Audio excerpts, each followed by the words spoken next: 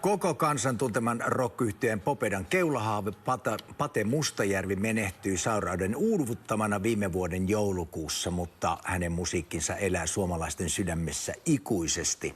Hänen tyttärensä Jenni Mustajärvi on päätynyt myös musiikillisiin saappaisiin ja häneltä ilmestyi huhtikuussa viimeisin sinkku Tee se selväksi ja nouseepa hän myöskin musiikkiareenoille tämän kesän aikana. Oikein hyvää huomenta ja tervetuloa Jenni. Hyvää huomenta. Hyvää huomenta ja tervetuloa. Jenni, nyt pitää lähteä ihan liikkeelle siitä, että kun sä olet tässä jo useamman vuoden, 10 vuotta tehnyt musiikkia ja kun tässä muistellaan oikein arkistojen aarteita kuvankin muodossa, siinä olet isäsi kanssa hyvin pienenä tyttönä, niin miten päädyit tälle alalle, koska alun perinhän susta ei todella pitänyt tulla laulajaa? Ei missään nimessä pitänyt tulla. Mutta se oli sitten sellainen, että mä kyllä kokeilin niin montaa eri alaa ja yritin löytää sitä paikkaani jostain. Mutta sitten se vaan jotenkin sieltä selkärangasta hiipi. Ja sitten kun päätyi ja rupesi tekemään ja siis mä aloin alkuun kirjoittaa niinku lauluja. Ja sitten mä olin silleen, että no ei näitä nyt kukaan muu laula. Että mun täytyy sitten varmaan itse vaan nyt selättää se mun esiintymiskammoni ja lähteä rykäseen. Ja hyvä, että lähdit. Niin, sä kärsit pitkään esiintymiskammosta. Osaatko sanoa, niin kuin, mistä se lähti liikkeelle ja mihin se sitten niin kuin päätyi? Miten sä pääsit eroon? No siis mulla ei ole niin kuin tiedossa, että voi olla joku, tiedätkö, ala-asteen laulukoetrauma, mikä meillä kaikilla varmaan on. Tai mä en tiedä, mikä se on, niin kuin, että onko joku tämmöinen konkreettinen juttu, että mistä se tuli niin hirvittävä se. Mutta semmoinen niin kuin palo siihen tekemiseen oli aina jossain, mutta sitten jotenkin, no en mä nyt, ei mun nyt. Et jotenkin silleen pienen siitteensä ja niin, tosiaan koitti löytää sitä väylää jostain muualta. Mutta sitten kun niitä lauluja rupesi pulputtaa, niin sitten se oli sitten menoa. Lähtikö se vaan niin kuin siedättämällä sitten lavoilla vai? Joo, ihan siis mähän olin kuin haavanlehti, kun ensimmäisiä kertoja johonkin, ja niin kuin se, että miksi mä teen itselleni näin, miksi mä kiusaan itteeni tälläin. Mutta sitten kun tarpeeksi on, niin sitten se on niin kuin kääntynyt, että siitä on tullut semmoinen, niin kuin, että se on semmoista kutkuttavaa kuplintaa nykyään tietysti ennen niin kuin esitystä esimerkiksi. Tämä kuulostaa hienolta, miten sä kuvailet tätä tavallaan tarinaa, miten sä oot mennyt eteenpäin. Miten suuri vaikutus on sit ollut isälläsi Pate Mustajärvellä, koska hän on tietenkin ollut tämmöinen tosi vahva rokkikukko meidän jokaisen suomalaisen tämmöisessä niin kuin, suomalaisessa sielunmaisemassa musiikin osalta, niin tavallaan vaikuttiko se myös siihen, että tälle polulle jotenkin ajauduit? Ihan varmasti vaikutti myös sillain, että juuri, että en ajautunut niin kuin kauhean varhaisessa vaiheessa. Että siinä oli varmasti suuri vaikutus. Että tosi paljon mä oon niin kuin joutunut sen kanssa painiin, että voinko mä nyt, koska... Tämä on mielenkiintoista. Siis onko sulle tullut tavallaan paineita sen kautta, että isä menestyi niin valtavan paljon tässä musiikkialalla? Vai mikä siinä oli, että kun sanoit, että et ajautunut aikaisemmin? Niin, että just mä oon niin paljon sitä asiaa pallotellut mielessä, että jos isäni olisi ollut vaan pelkkä levyseppähitsaaja, että olisinko mä, vai onko se sitten, että kun on niin kasvanut siihen niin kuin tavallaan, että se musiikki ja kaikki se elämä, se on niin kuin siinä niin läsnä, että mä en oikeasti tiedä, että mitä siinä sitten tapahtui. Että olisi ihana päästä siihen hetkeen, kun on päässä niin kuin käynyt se naksahdusta niin kuin uudestaan siihen, että ei kun tätä mä nyt rupean tekemään. Ja että sitten tuli se rauha sen asian kanssa ja sitten se, no ei mitään, nyt mennään nyt sitten vaan kokeillaan. Että semmoista rohkeutta tuli sitten jossain kohtaa sillä roppakaupalla, että täällä sitä ollaan. Niin, tässä sitä istut ja hyvin menee. Mutta sitten siihen Joonna tuossa viittasi, kun Pate on niin semmoinen järkälemäinen hahmo suomalaisessa niin kuin rockmaisemassa, niin tuleeko sulle semmoinen tunne, että kun tässäkin nyt sitten Patesta puhutaan, mutta syystäkin, mikä selviää tässä hetken päästä, että se aina nostetaan sit sun kohdalla esiin, niin tuntuuko se jotenkin semmoiselta varjolta, että hei, nyt mä haluaisin eroon? Pitääkö vaihtaa sukunimi? Mulla on niinku puhelinnumero, sukunimi on sellaisia, mitä mulla on ollut sama puhelinnumero niinku silloin, kun mä oon saanut ekan luurini, niin sukunimi on vähän sama, että tulee identiteettikriisi, jos sitä lähtisi vaihtelee. Mutta kun se on ollut aina. Ja kun siis on niin harvassa ihmisiä, kehen mä oon päässyt tutustumaan vain Jenninä. Niin. Ei, siis niitä on ihan kourallinen. Ja sitten se on aina jostain joku niinku se, että se on, ja kyllä se välillä on sillä, että niinku ärsyttänyt ja harmittanut. Että mutta sitten se on mun ristini. Me puhutaan ihan kohta tästä sun artistiurasta ja uudesta musasta, mitä tulee muun muassa nyt juhannuksena seuraava sinkku. Mutta vielä yksi kysymys kiinnostaa, kun mehän tavallaan Pate Mustajärvi tunnettiin nimenomaan siinä rokkikukko-roolissaan. Minkälainen isä hän oli ja tavallaan minkälaiset ne oli ne teidän välit? Oliko hän tiukka vai lempeä vai?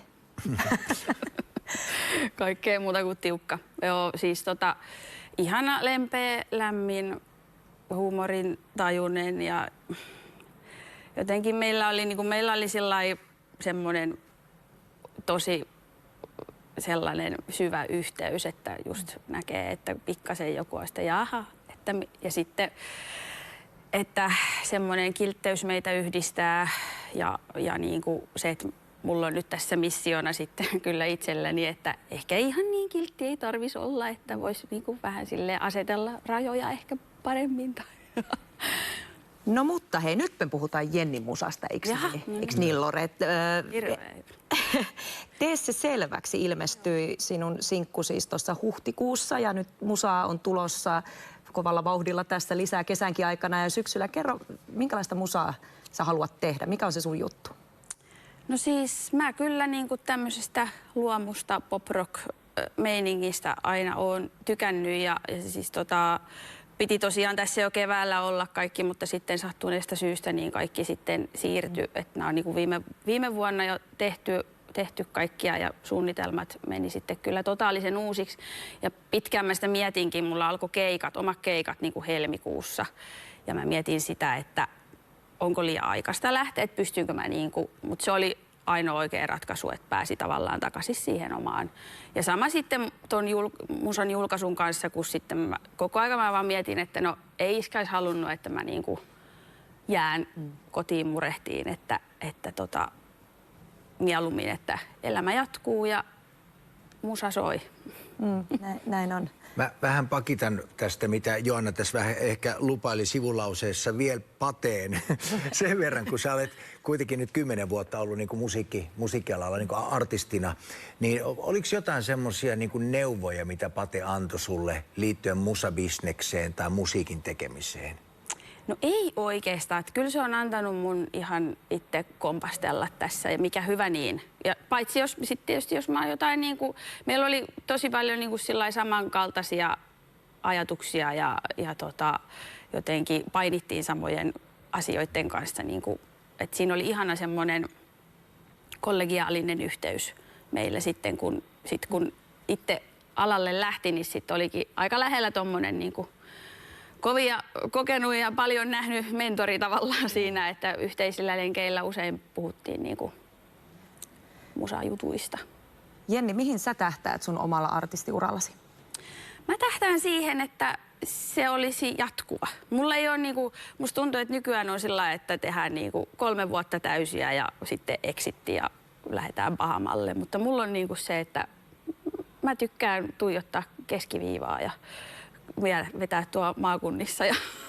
Että jos mä saan tehdä keikkaa ja musaa, niin mä oon tosi onnellinen. Tämä oli jotenkin ihana rehellisesti sanottu. Kuulostaa maanläheiseltä tavoitteelta. Mahtavaa. Me jatketaan Jennin kanssa ihan hetken kuluttua. Otetaan tänne Pro Promotion Oyn perustaja ja promoottori Taija Holm mukaan ja jatketaan samalla aiheella.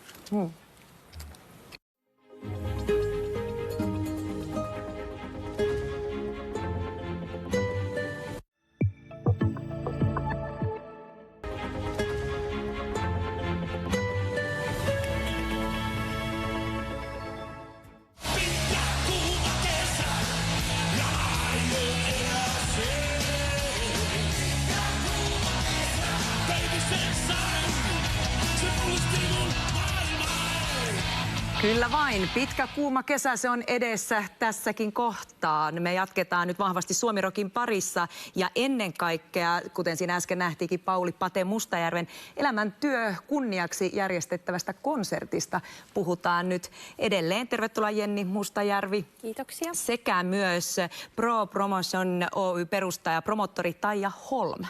Tervetuloa. Hyvää huomenta. Tervetuloa, hyvää huomenta. Hei niin, heinäkuussa 12. päivä Tampereen Nokia-areenalla järjestetään siis tämä hieno iso muistokonsertti. Minkälaisesta tapahtumasta on siis kyse? Kyse on siis areenakonsertista, joka kunnioittaa Paulin muistoa ja sitä valtavaa uraa, minkä hän ehti tekemään. Ja miltei 40 artistia ja soittajaa on siellä lavalla sit nähtävissä ja tosi hieno läpileikkaus siitä tosiaan urasta ja valtavasta biisimateriaalista, mitä hän ehti niin kuin Popedan kanssa ja myös soolourallaan sitten julkaisemaan ja esittämään. Että mä luulen, että tulee aika monenkirjava tunteellisesti myös siitä illasta. Se on hänen syntymäpäivänsä myös. Niin, hän olisi täyttänyt silloin 70 vuotta. Ihan varmasti tulee koskettava, liikuttava ilta ja konserttia, niin kuin Taija mainitsitkin, että siellä on noin 40 upeaa artistia, niin tässä istuu yksi, joka myös esiintyy areenalla. Jenni, minkälaisia ajatuksia artistina, mutta myös tyttärenä tässä vaiheessa koet tuosta heinäkuun hetkestä? Se voi olla aika, mä oon siis miettinyt, kun tässä on niinku verrattain lyhyt aika kumminkin kulunut siitä iskän poislähdöstä, niin sitten ja niin paljon tapahtunut. Ja niin kuin totta kai tuon konsertin myötä aika paljon, että joka viikko jotain ja niin kuin homma on piisannut. Niin sitten mä jotenkin ajattelen sitä konsertin jälkeistä aikaa jo tässä, että mitähän niin kuin, että sit voi tulla kyllä sellainen tyhjiö ehkä. Niin kuin, että semmoinen, mikä normaalisti ihmisille tulee varmaan niin kuin tavallaan hautajaisten jälkeen, niin nyt on silleen, että niin. Se aika on nyt vähän tämmöinen pitempi tässä. Että. Niin, tämä on pitkä surutyö ja pitkä prosessi, mikä saa tietynlaisen niin kuin klousauksen varmasti tuossa heinäkuussa. Siellä on paljon hienoja artisteja. Minkälainen projekti tämä on ollut saada kaikki mukaan, koska ihan varmasti monilla suomalaisilla artisteilla on valtava kunnioitus Pate Mustajärveä ja tätä työtä kohtaan. Joo, me lähdettiin tekemään sitä tuotantoa aika pian silloin tammikuussa, koska mietittiin, että me halutaan se tehdä, koska joku sen tekisi kuitenkin. Ja se, että kun me lähdettiin listaan, että ketä artisteja me haluttaisiin sinne kysyä, niin mietittiin semmoinen punainen lanka, että niillä kaikilla artisteilla olisi joku yhtymäkohta Pauliin, että tehnyt hänelle biisejä, esiintynyt hänen kanssaan tai tehnyt muunlaista yhteistyötä. Eli näillä kaikilla, jotka siellä nähdään, niin on joku kosketuspinta hänen elämäänsä, on ollut jonkun aikaa hänen elämässään mukana. No, Jennin nimi mainittu. Heitä vielä tai muutamia, ketä tästä hienosta joukosta siellä lavalla tullaan näkemään. No muun muassa Dave Lindholm, Jonne Aaron, Jouni Hynynen, Pauli Hanhiniemi, Heikki Salo, Mira Luoti, Noora Louhimo. Virve Rosti. Siellä on aivan valtava upea kattaus ja myös Esa Eloranta, joka teki hänen soolouralleen kappaleita. Niin, tässä kun me nähdään myös tämmöistä kuvatapettia vuosien varrelta, niin mikä teidän mielestä oli Pate Mustajärven salaisuus, se suosion salaisuus, mikä hänestä teki niin uskomattoman pidetyn, arvostetun ja tämmöisen todellisen suomirokin isän? Mä luulen, että hän oli semmoinen suomalaisen tietynlainen niin kuin voimahahmo. Ja jos puhutaan suomirokista, niin varmaan aika useille tulee niin kuin Pauli Mustajärven kuva ja nimi mieleen. Ja sitten myöskin ehkä se, että hän oli siinä esikuva, että oli ihan ok myös mokata. Niin, Jenni, sä varmaan vielä enemmän tavallaan tiedät tätä puolta, koska... No ei, juuri tästä asiasta mä en varmaan osaa sanoa, että mikä siinä on, niin kuin, koska mä oon välillä sitä vähän ihmetellyt. Mutta joo, se on varmaan just se, että siinä on se samaistumispinta siihen, että kaikkea tapahtuu elämässä ja silti sieltä että aina noustaan ja jotenkin... Niin. Ja se on se. Niin, ja niin kuin sanoitkin Taija tuossa, että hän oli semmoinen tietynlainen voimahahmo hyvin vahvasti. Te tunsitte myös, teitte töitä yhdessä, olitte ystäviä noin parikymmentä vuotta. Miten se voimahahmo ja tavallaan se semmoinen piirre hänessä näkyi erityisesti silloin, kun ei oltu lavollahan se selvästikin näkyi se esiintymisessä, mutta muuten?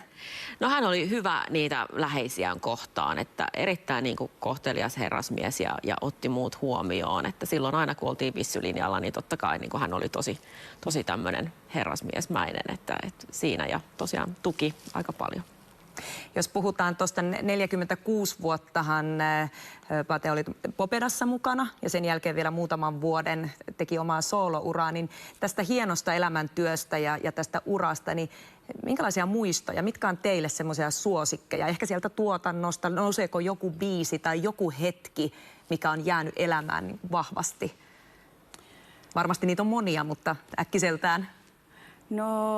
No jos nyt äkkiseltään, niin sitten jotenkin silloin kun toi Täydelliset miehet-albumi, Popedan albumi ilmestyi, niin silloin jotenkin, kun siinä tuli semmoinen uusi nousukausi, niin sitten mä olin vähän silleen, että jaa, hetkinen, että okei. Ja sitten sama kävi silloin, kun oli toi Hartwall-areenalla oli se keikka, niin silloin kun mä kattelin sieltä niinku ylhäältä, että se oli niinku, niin silloin mä sitä, aika jees. Niin kuin jotenkin. Ihana tyttärekommentti. Aika jees. Ei liikaa suitsutusta. Joo, ei, mutta siis semmosia, mitä nyt tässä nyt tulee, että just urallisia tollaisia. Niin ja varmaan he löysi myös uutta yleisöä sen Täydelliset miehet-albumin tiimoilta. Jonne Aaron teki muun muassa siihen yhden isoimmista biiseistä, sit, mikä on myöskin jäänyt sit sen jälkeen elämään aika pitkään myöskin heidän livesettiin, että Elän itselleni, joka on oma suosikkini heidän tuotannostaan. Joo, sitten sieltä, tämmöinen ikiklassikko, mitä tähän haastattelun alkuunkin kuultiin, Pitkä kuuma kesä, niin tänä päivänä miettii, että ei ole helppo artistin saavuttaa tuollaista noin pitkää, monen sukupolven yli menevää suosiota ja se, että kuinka vahvasti noi biisit vielä elää. Joten kysymys kuuluukin, että mikä merkitys, miten niin kuin määrittelette Popedan ja Pate Mustajärven merkitystä suomalaisessa populaarikulttuurissa? No, se on ihan mittaamaton. Biisit jää totta kai elämään tästä niin kuin vielä seuraavillekin sukupolville ja tällä hetkellä se koskettaa ehkäpä jo 4 eri sukupolvea. Eli mä luulen, että siellä on myös salaisuutena ollut se, että lyriikoissa on kyllä kerrottu asiat suoraan niin kuin asiat on ja nämä monimerkityksellisyydet ovat syntyneet sitten kyllä niin kuin kuulijoiden korvien välissä. Niin, näin se varmasti on. Tapauskohtaisesti. Mites Jenni näet tavallaan, pystytkö niin kuin hahmottamaan sieltä sen suuren merkityksen, vaikka koko ajan myös puhutaan tietenkin sinulle rakkaasta isästä? Niin, no siis se on, ja niin kuin toi on tietysti katoava jotenkin luonnonvara tommonen, niin kuin, että se on noin pitkä se jatkumo ja kaikki, että siellä on sitä niin kuin ojaa ja allikkoa, että välillä rämmitään ja välillä vähän nousukiitoakin, niin se on niin kuin mun mielestä hienoa ja upeata ja se harvinaista nykyään. Niin, sitten tavallaan, että sitten kun tulee se, että uskotaan silti siihen omaan juttuun, että vaikka olisi vähän vaikeampaakin ja vaikka vähän kävisi vähemmän porukkaa keikoilla ja että silleen, että no ei, tästä noustaan ja mennään ja sitten se taas tulee jossain kohtaa, että sitähän se on. Sitähän se elämä tavallaan meidän kaikilla on, mutta se on heinäkuu lähestyy kovempaa kuin arvataankaan, eli vielä varmaan paljon tekemistä ja jännitettävää sinne heinäkuun puoleen väliin. Ihan siis tämä aika on mennyt niin järkyttävää kyytiä, että just, että kuukausi sille. Mitä? Niin. Mutta meillä on asiat niin kuin hyvässä mallissa kyllä konsertin tiimoilta ja joka päivä melkein liikuttaa, kun saa tehdä screen-materiaaleja ja muuta lopputuotantoa tässä näin. Että ihan mahtavaa. Ja meillä on tietysti myös Popeda mukana lavalla. Niin, totta kai. No, itse asiassa kaikki kokoonpanot. Niin kuin mitä kaikki on. Niin, Paulin se on uran. niin kuin mun mielestä myös aika upeaa, että saatiin saman katon alle. Niin kuin kaikki mahdolliset niin kuin, joo. Wow. Siis siitä tulee huikea. Tampereen Nokia-areenalla 12. päivä heinäkuuta. Kyllä. Kiitoksia teille molemmille valtavan paljon tästä koskettavasta haastattelusta. Kiitos. Nettiuutisnostoihin ja säätietoihin